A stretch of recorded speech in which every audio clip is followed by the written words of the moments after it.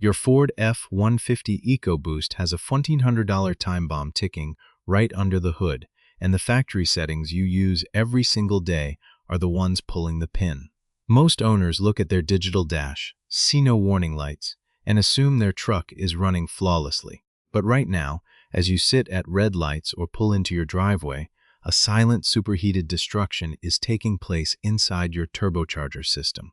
I have spent over 16 years as a Ford dealership technician tearing down these exact engines, and I see the exact same melted, warped, and binding components on my lift every single week. The worst part is that these catastrophic failures are completely preventable. Yet the factory defaults are practically designed to guarantee a massive repair bill the second your warranty expires. Today, I am pulling back the curtain on the hidden mechanics of your truck to show you exactly how Ford's out-of-the-box programming is cooking your system, and the zero-cost habits you need to adopt right now to stop it, to understand why this happens. You have to look at what is actually going on when your 2.7 or 3.5-liter EcoBoost is under load. These engines rely on twin turbochargers to force massive amounts of air into the cylinders, creating that V8 matching torque we all love. But you cannot let that force build indefinitely, or the extreme pressure would literally blow the cylinder heads off the block. Enter the wastegate. This component acts as the ultimate mechanical relief valve, diverting high-energy exhaust gases away from the turbine wheel to precisely regulate your boost levels. On modern F-150s, Ford replaced the old-school vacuum lines with high-precision electronic wastegate actuators.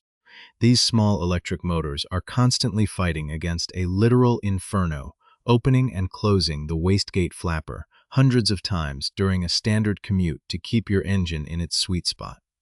Here is the terrifying reality that no salesman is ever going to explain to you at delivery. The exhaust stream rushing past at that delicate wastegate assembly routinely exceeds 15,500 degrees Fahrenheit. At that temperature, steel becomes malleable, electronics cook, and any lack of cooling turns vital components into brittle junk. Your factory settings force this hardware to operate under maximum duress without the necessary safeguards, accelerating wear that should take 2 decades into just a few short years. When the mechanism is pushed past its thermal limits, the metal linkage warps, the precision internal bushings oval out, and the electronic motor inside the actuator simply burns itself to a crisp. You do not get a warning, you do not get a dashboard message, and you certainly do not get a cheap fix. You just get a sudden loss of power, a check engine light, and a massive estimate from the service counter. The first major culprit hiding in your daily routine is the immediate shutdown habit. And it is something almost every truck owner does without a second thought. You pull off the interstate after running 70 miles an hour, or you back into a campsite after dragging a 7,000-pound travel trailer up a steep mountain grade, and you immediately kill the ignition. To you, the trip is over and the truck is resting. In reality, you have just signed a death warrant for your turbo system. When that engine is working hard, those turbos are spinning at mind-boggling speeds up to 150,000 revolutions per minute, and the turbine housings are literally glowing cherry red in the dark. The wastegate assembly sits directly in the epicenter of that trapped, superheated exhaust path. The second you turn that key or press the stop button, the mechanical oil pump stops spinning, instantly freezing the circulation of engine oil and coolant through the turbocharger bearing housings. The massive volume of heat trapped in the cast iron has nowhere to go, so it begins to migrate outward into the cooler components in a destructive phenomenon known as thermal heat soak. This stagnant heat radiates straight into the delicate electronic wastegate actuator and its mechanical joints. Worse yet, the motionless oil trapped inside the red-hot turbo bearings instantly cooks, boiling away its liquid properties and transforming into rock-hard carbon sludge. This destructive process is called coking. As soon as you restart the truck, those razor-sharp carbon abrasive particles are washed straight into the tight tolerances of the wastegate mechanism and its moving bushings. Over a matter of months, this abrasive carbon buildup turns your smooth operating wastegate into a grinding, binding mess. The electronic actuator tries to force the sticky, seized linkage to move, drawing massive electrical current until the internal gears strip or the motor burns out entirely. The solution to this engineering nightmare costs absolutely nothing and requires just 60 seconds of your time. After any period of highway driving, heavy acceleration, or towing, never shut the truck down immediately. Instead, let the engine idle for 1 to 2 full minutes before turning it off. This simple pause keeps the oil and coolant flowing, allows the active water pumps to pull that destructive thermal load away from the turbos, and lets the wastegate assembly cool down gradually. Ford actually buries a brief mention of this severe duty cooldown period deep inside the digital owner's manual, but they keep it hidden where they know the average consumer will never find it.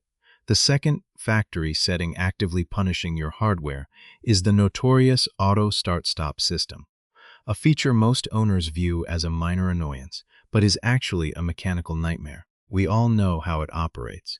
You come to a complete stop at a congested intersection. The engine instantly dies to save a microscopic fraction of a gallon of fuel, and then it aggressively cranks back up the moment your foot leaves the brake pedal. Ford did not engineer this system to extend the lifespan of your powertrain. They bolted it on purely to satisfy stringent EPA fleet emissions certifications. But look at what this constant cycling is actually doing to a hot, turbocharged engine configuration. Every single time that engine cuts out at a traffic light, your oil pressure drops instantly to zero, starving the high-speed turbo journals of the hydrodynamic oil film required to keep metal from scraping against metal. Furthermore, this constant stalling and restarting subjects the entire wastegate assembly to severe, high-frequency thermal cycling. The components undergo rapid expansion as they blast with 15,500-degree gas, followed by immediate contraction when the engine dies and the exhaust flow stops. This relentless push and pull destroys the structural integrity of the metal, wearing out the arm bushings and creating massive physical play in the flapper valve. I have pulled wastegate actuators off F-150s with heavy city start-stop usage that looked more worn out at 40,000 miles than a highway truck does at 200,000. To mitigate this damage, you must make it a hard habit to hit the disabling button on your dashboard the moment you start the truck. Because Ford cannot legally allow you to turn it off permanently through the factory menus, due to those EPA regulations, many owners choose to install an aftermarket plug-and-play module behind the switch, which keeps the system defaulted to the off position every time you cycle the key. Spending $100 on a bypass module is cheap insurance when a single factory actuator replacement can easily drain $700 from your wallet for parts alone. The third hidden danger is a trap that truck owners fall into completely by accident, and it involves lugging the engine in the absolute worst drive mode imaginable. Your F-150 comes equipped with multiple selectable driving profiles, and if you are leaving your truck stuck in eco mode while hauling cargo or pulling a trailer, you are creating a perfect storm for turbo failure. Eco mode is explicitly programmed to force the transmission to upshift as early as possible, keeping engine RPM incredibly low to reduce fuel consumption. When you leave the truck in this mode with a heavy load behind it, the engine begins to lug, meaning it is operating under high load at an incredibly low engine speed. To maintain your road speed without downshifting, the engine computer panics and demands maximum boost pressure from the turbos to make up for the lack of mechanical leverage. This creates an incredibly abusive environment where the electronic wastegate is forced to cycle frantically under extreme thermal duress, slamming shut to build massive boost, then dumping pressure repeatedly as the computer tries to prevent engine knock. This high-frequency cycling under peak exhaust temperatures rapidly fatigues the actuator's internal return springs and warps the critical sealing face of the wastegate flapper itself. The low RPM, high-load condition causes exhaust gas temperatures to skyrocket far faster than they would if the engine were spinning faster and breathing freely. The remedy here is simple. Never tow or haul in eco mode. The moment you hook up a trailer or throw heavy weight in the bed, switch the truck directly into tow hot haul mode. This factory profile completely reprograms the shift mapping, holding gears longer, keeping the engine safely inside its natural power band, and allowing the turbos to deliver smooth, stable, and predictable boost pressure without destroying the wastegate. You might think these three issues are bad enough, but they are only the tip of the iceberg when it comes to the hidden operational traps Ford left for you to find out the hard way. There are still two incredibly common, deeply embedded factory behaviors and maintenance oversights that are actively causing the most catastrophic, expensive failures I witness on a daily basis inside the shop. Issues that most owners are completely blind to until it is far too late. If you thought letting your truck shut down hot or dragging a trailer in eco mode was bad, those habits are nothing compared to the silent killer I am about to expose right now. In the first part of our breakdown, we looked at how basic operational habits, like killing the ignition immediately after a hard run or letting the auto start-stop system starve your turbo bearings of oil pressure, can drastically shorten the lifespan of your EcoBoost. Those are brutal on your components, no question about it, but they are slow burns. They are the types of wear that take thousands of miles of compounding neglect to finally push the metal past its breaking point. The setting we are covering now is different. This is the single most destructive variable in the entire Ford programming loop, and it is capable of wiping out a perfectly healthy set of turbochargers in a fraction of the time. I am talking about the factory cold start strategy paired with immediate aggressive driving, a combination that induces severe, violent thermal shock to your entire top-end assembly. When you fire up your EcoBoost on a freezing morning, the engine immediately jumps to an elevated idle. Most owners think this high idle is just a harmless way for the truck to warm itself up quickly so the cabin heater works faster. That is what Ford wants you to believe, but the mechanical reality inside the engine bay is far more sinister. That aggressive cold start sequence is explicitly programmed to dump massive amounts of unburned fuel into the exhaust stroke while retarding the ignition timing. Ford commands this factory setting for one reason only: to rapidly light off the catalytic converters to pass cold start EPA tailpipe emissions tests. But look at what this emissions strategy does to the physical hardware of your turbo system. By delaying the spark and pumping raw fuel down the exhaust ports, the combustion process is actually finishing inside the exhaust manifolds and the turbine housings. Within 10 seconds of turning the key, the exhaust gas temperature right at the face of your wastegate flapper shoots from ambient temperature to over 1,000 degrees Fahrenheit. Meanwhile, the actual cast iron structure of the turbocharger housing, the steel wastegate linkage, and the electronic actuator arm are still completely freezing cold. You are introducing a massive, instantaneous temperature differential across a distance of less than 3 inches of metal. This is where the absolute destruction happens if you put the truck in gear and immediately drive off under heavy throttle. When you demand boost from a freezing engine, the computer commands that electronic wastegate actuator to slam the flapper valve shut against the exhaust seat. At this exact moment, your engine oil is still thick, cold, and sluggish. It has not achieved its proper hydrodynamic viscosity, meaning it cannot flow quickly enough through the microscopic clearances of the turbocharger journals or lubricate the blindingly fast movement of the wastegate actuator components. The actuator motor is being forced to exert maximum mechanical force to move a tight, freezing linkage against a raging torrent of 1,000-degree exhaust gas. The result of this operational environment is instant thermal shock. When you rapidly heat one side of a precision metal component while the other side remains cold, the metal expands at completely uneven rates. The round wastegate flapper valve begins to warp and distort. The flat machine seat inside the turbine housing, the precise surface that the flapper must seal against to build boost pressure, starts to crack and distort under the immense physical stress of uneven expansion. Once that seat deforms by even a fraction of a millimeter, you lose your structural seal. Exhaust gas begins to constantly leak past the closed wastegate, forcing the turbos to spin twice as fast just to maintain basic factory boost levels. Your engine is now working twice as hard, creating even more devastating heat and accelerating a total system meltdown. Let me give you a real-world example of exactly how this plays out on the shop floor. Just last month, I had a 2022 F-150 with the 3.5-liter EcoBoost towed into my bay. The truck had only 42,000 miles on the odometer, well within what should be the reliable lifespan of a modern vehicle. The owner's complaint was a complete loss of power while trying to merge onto the highway, accompanied by a dreaded P299 underboost diagnostic trouble code on the dash. When I hooked up my diagnostic equipment and commanded the passenger side electronic wastegate to cycle manually, I heard a sickening, metallic scraping sound. The actuator was pulling maximum amperage from the electrical system, trying desperately to move the arm, but the linkage was completely frozen solid. I pulled the inner fender well liner out to get a direct view of the turbocharger assembly, and what I found was a textbook case of cold start abuse. I unbolted the electronic actuator and attempted to move the wastegate crank arm by hand. It would not budge.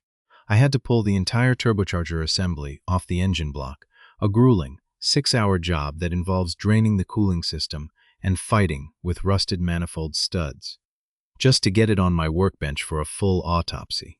Once I had the turbine housing separated, the destruction was staggering. The extreme thermal shock from years of immediate cold driving had caused the cast iron wastegate seat to completely fracture. A massive hairline crack had spiderwebbed across the sealing surface, allowing the flapper valve to become physically wedged out of alignment inside the housing.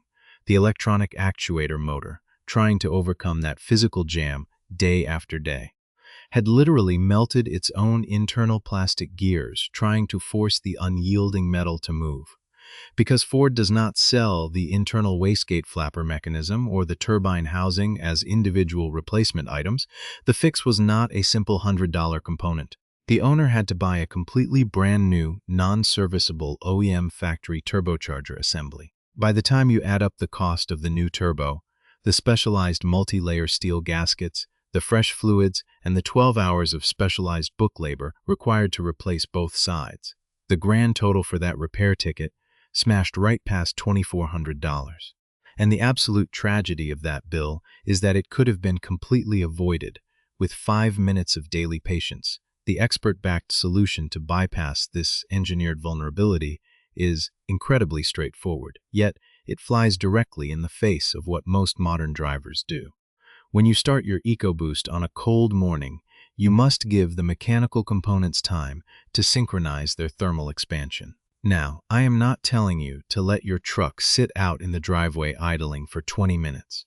That is a massive misconception that actually causes a completely separate set of severe issues, including severe raw fuel dilution in your engine oil and rapid carbon crusting on your direct injection intake valves. A stationary EcoBoost engine, running at low idle speeds, simply cannot generate enough combustion heat to warm its oil efficiently. Instead, the correct protocol is to let the initial, aggressive factory, cold idle sequence drop down on its own, which usually takes between 45 and 90 seconds, depending on the outside ambient temperature. You will physically hear the engine note change and watch the tachometer needle settle down below 900 RPM. This indicates that the catalytic converters have reached their baseline operating temp, and the computer has pulled back that destructive, superheated exhaust strategy. Once that idle drops, put the truck in gear and drive away immediately. But drive it with extreme gentleness for the first 3 to 5 miles of your journey. Keep your foot light on the accelerator pedal. Avoid quick lane changes that require rapid downshifts. And absolutely stay out of heavy boost pressure until you see the engine coolant and oil temperature gauges climb into their normal operating zones. By driving gently under light load, you are forcing the engine to do real work, which warms the engine oil rapidly and distributes it thoroughly to the turbo journals. This allows the cast iron and stainless steel components of your wastegate to expand smoothly and uniformly together, completely eliminating the catastrophic metal shearing caused by sudden thermal shock. It costs you absolutely nothing but a tiny amount of discipline, yet it is the single most effective way to protect your turbochargers from an early grave. But as devastating as cold start thermal shock is to the mechanical side of your turbos, there is still one more hidden variable that is quietly causing massive systemic failures across the entire F-150 platform. It is a critical operational factor that ties your truck's physical hardware directly to its electrical nervous system, creating a combined failure loop that catches even seasoned mechanics completely off guard. Most owners have absolutely no idea that a component completely unrelated to the exhaust system is actively sending corrupted data to their electronic wastegates, forcing them into a state of high-frequency hyperactivation that literally cooks the control systems from the inside out. We have uncovered how the factory-programmed auto start-stop system starves your turbocharger journals of life-saving oil pressure at every single traffic light. We have looked at how immediate hot shutdowns cook stagnant oil into razor-sharp carbon sludge, and how launching a freezing engine under heavy boost delivers a violent shock of thermal expansion that splits cast iron like wood. Those mechanical traps alone are enough to bankrupt the average truck owner, but they pale in comparison to the absolute masterpiece of deceptive engineering lurking within your F-150's electrical architecture. This final setting is the ultimate catalyst for wastegate failure because it combines a deeply flawed factory battery management profile with a high-current electronic component that demands absolute voltage perfection to survive. To fully understand this hidden danger, you have to realize that your modern EcoBoost engine is no longer just a collection of pistons and valves. It is a highly complex rolling computer network. The electronic wastegate actuators on your twin turbos do not use simple on and off switches. They are precision, high-speed digital servo motors controlled directly by the powertrain control module through a high-frequency, pulse-width modulated signal. The computer continuously modulates this electrical circuit, constantly adjusting the exact position of the wastegate flapper valve down to a fraction of a millimeter based on a massive array of real-time sensor inputs. Because these actuators are fighting against a brutal tide of 1,500-degree exhaust gas trying to blow the wastegate open, the internal electric motor must pull continuous, heavy current from the truck's electrical system just to hold its commanded position. This requires absolutely flawless, uncompromised voltage stability. But here is the massive design flaw Ford engineered right into the truck's software, the Smart Charging Battery Management System. In an obsessive effort to eke out an extra tenth of a mile per gallon for corporate fuel economy averages, Ford programmed the alternator to stop charging the battery when the vehicle is under acceleration or cruising at steady speeds. The factory setting deliberately keeps the alternator output as low as possible, forcing your battery to sit in a chronic state of partial discharge, often hovering at just 70 to 75% of its total capacity. This low charge default is a death sentence for an advanced glass mat battery, but the collateral damage it inflicts on your turbocharger electronics is where the real financial nightmare begins, when your battery is chronically undercharged. The vehicle's system voltage fluctuates wildly as various high-draw electrical components turn on and off.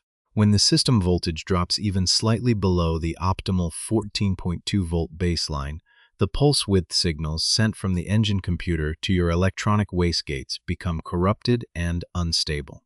The precision internal sensors inside the wastegate actuator lose their exact positional reference.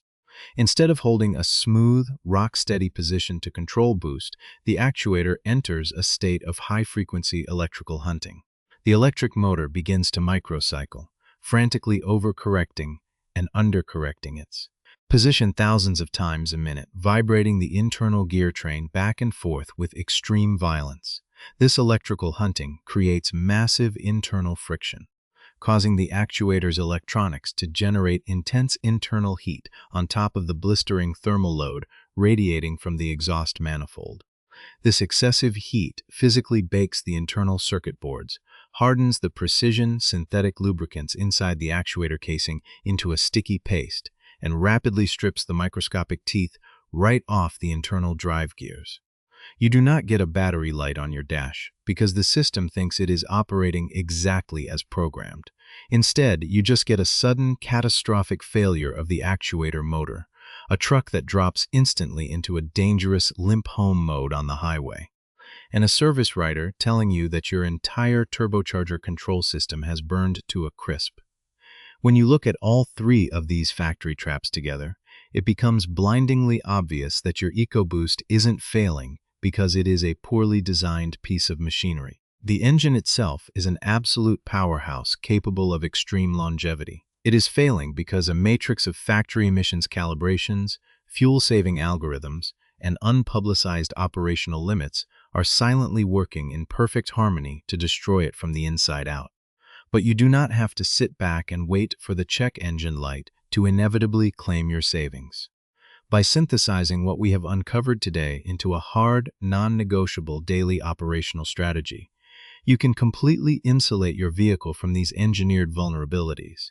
Your new daily defense strategy must become second nature the moment you climb into the cab. Step 1. The absolute second you fire up that engine, hit the button to disable the auto start-stop system or ensure your aftermarket bypass module is active. Never let that engine cut out under load. Step 2.